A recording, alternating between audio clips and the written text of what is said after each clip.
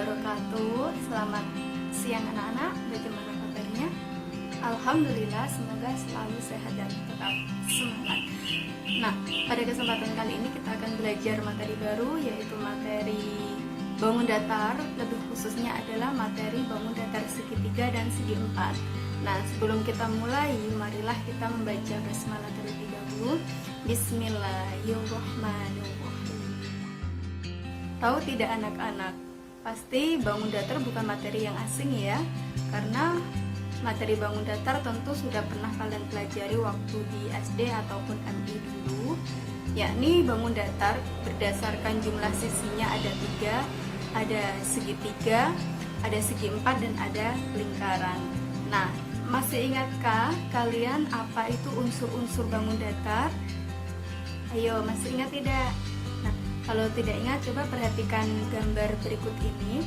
Adapun unsur-unsur bangun datar itu ada yang namanya titik sudut, kemudian ada sisi, kemudian ada sudutnya, dan ada diagonalnya.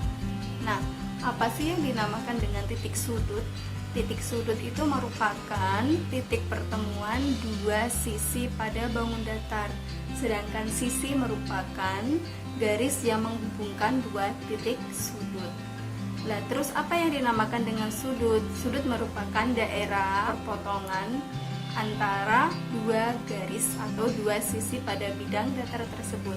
Sedangkan diagonal itu merupakan suatu garis yang melewati bidang pada bangun datar tersebut. Itu yang dinamakan dengan titik sudut, sisi, sudut, dan diagonal.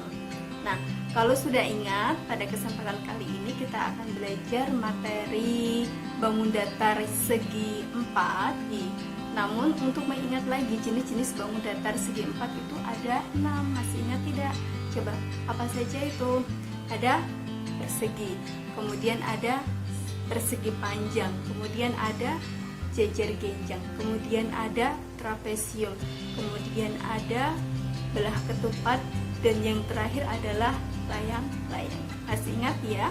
Nah, saat ini kita hanya akan belajar tentang bangun datar segi 4 yang persegi. Nah, apa sih yang dinamakan dengan persegi? Seperti ini ya bentuknya ya. Persegi itu merupakan suatu bangun datar yang keempat sisinya sama panjang. Itu paling mudahnya mengenai persegi adalah pengertiannya seperti itu. Nah, karena itu materi yang paling mudah, yang paling sering kalian jumpai, sekarang saya akan tunjukkan kepada kalian tentang sifat-sifat persegi. Apa saja itu sifat-sifat suatu bangun datar kalau dikatakan sebagai bangun datar persegi? Yang pertama, jika kalian menjumpai suatu bangun datar yang mempunyai sisi yang berhadapan sejajar dan sama panjang, itu berarti persegi. Kemudian sifat yang kedua, keempat sisinya sama panjang. Kemudian sifat yang ketiga, sisi yang berpotongan membentuk sudut siku-siku. Jadi keempat sisinya itu membentuk sudut siku-siku. Dan yang terakhir, diagonalnya saling berpotongan tegak lurus dan membagi dua sama panjang. Itu namanya persegi. Kalau sudah mengetahui apa itu sifat-sifat persegi, sekarang kalian paham dan tidak lupa, sekarang temukan 5 benda yang berbentuk persegi di lingkungan kalian, kemudian tulis benda-benda tersebut seperti pada tabel berikut.